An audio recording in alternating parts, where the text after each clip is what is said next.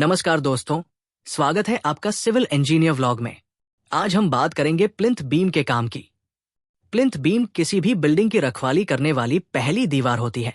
अगर इसमें गलती हो गई तो पूरी बिल्डिंग पर असर पड़ सकता है।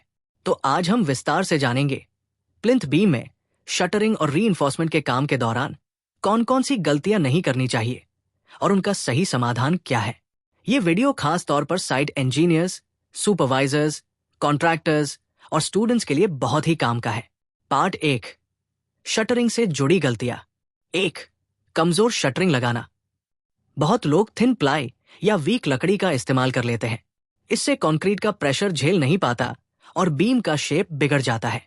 सॉल्यूशन, हमेशा स्टैंडर्ड के हिसाब से क्वालिटी शटरिंग मटेरियल का उपयोग करें। 2, प्रॉपर सपोर्ट न देना। शटरिंग बोर्ड्स को साइड से प्रॉप या सपोर्ट नहीं मिलता तो कास्टिंग के दौरान वो फैल जाती है। नतीजा, बीम का साइज इंक्रीज हो जाता है और एक्स्ट्रा कंक्रीट लग जाती है। सॉल्यूशन, हर 2 से 3 फीट पर वर्टिकल सपोर्ट और टाइट टाई रॉड लगाना जरूरी है। 3, लेवल और अलाइनमेंट की गलती। बीम का लेवल ग्राउंड से अलग अलग हो जाता है अगर शटरिंग को सही से लेवल नहीं किया गया। बाद में फ्लोरिंग और वॉल मेसनरी में प्रॉब्लम आती है। सॉल्यूशन, शटरिंग फिक्स करने से पहले वाटर लेवल या लेजर लेवल से पूरी मार्किंग चेक करें। 4, शटरिंग जॉइंट से लीकेज होना। अगर प्लाई के जॉइंट्स ठीक से सील नहीं किए गए तो स्लरी बाहर निकल जाती है। इससे कंक्रीट हनीकॉम्ब हो जाता है और बीम वीक बनता है। सॉल्यूशन, सभी जॉइंट्स में टेप या पट्टी लगाएं और शटरिंग ऑयल यूज करें। 5, शटरिंग ऑयल की गलती। कई बार शटरिंग ऑयल डालना भूल जाते हैं या ज्यादा डाल देते हैं।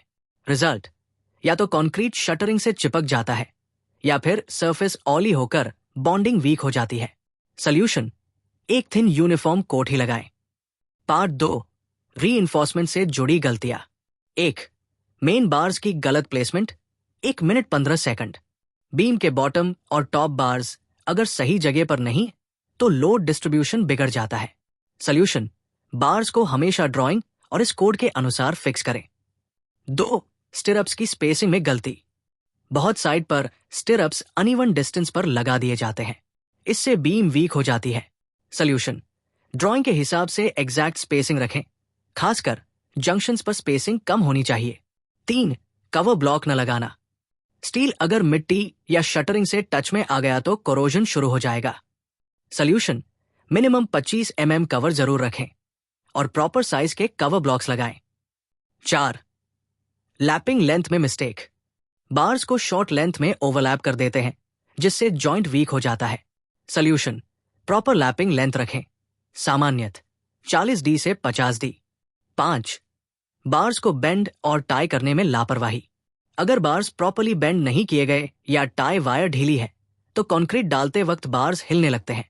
सॉल्यूशन, बार्स को 135 डिग्री बेंड करें और टाई वायर से मजबूती से फिक्स करें।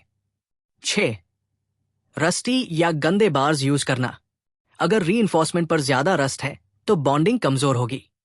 सॉल्यूशन, बार्स को साफ करके ही यूज करें। हल्की रस्ट एक्सेप्टेबल है लेकिन फ्लेकी रस्ट नहीं। पार्ट 3, कास्टिंग से पहले फाइनल चेकलिस्ट। शटरिंग का लेवल, अलाइनमेंट और टाइटनेस चेक करें। रीइंफोर्समेंट ड्राइंग से क्रॉस चेक करें। कवर ब्लॉक्स सही जगह पर लगे हों। स्पेसर्स और चेयर्स सही क्वांटिटी में हों। कंक्रीट डालने से पहले शटरिंग ऑयल प्रॉपर्ली अप्लाइड हो। साइट इंजीनियर से फाइनल अप्रूवल लेना न भूलें। तो दोस्तों, ये थे वो मुख्य पॉइंट्स और गलतियां जो प्लिंथ बीम की शटरिंग और रीइंफोर्समेंट में नहीं करनी चाहिए। अगर आप इन बातों को ध्यान में रखेंगे तो आपकी बिल्डिंग स्ट्रांग और ड्यूरेबल बनेगी। वीडियो अच्छा लगा हो तो लाइक और शेयर जरूर करें और चैनल को सब्सक्राइब कर ले सिविल इंजीनियर व्लॉग, जहां आपको कंस्ट्रक्शन से जुड़ी हर छोटी बड़ी जानकारी डिटेल में मिलती है। धन्यवाद।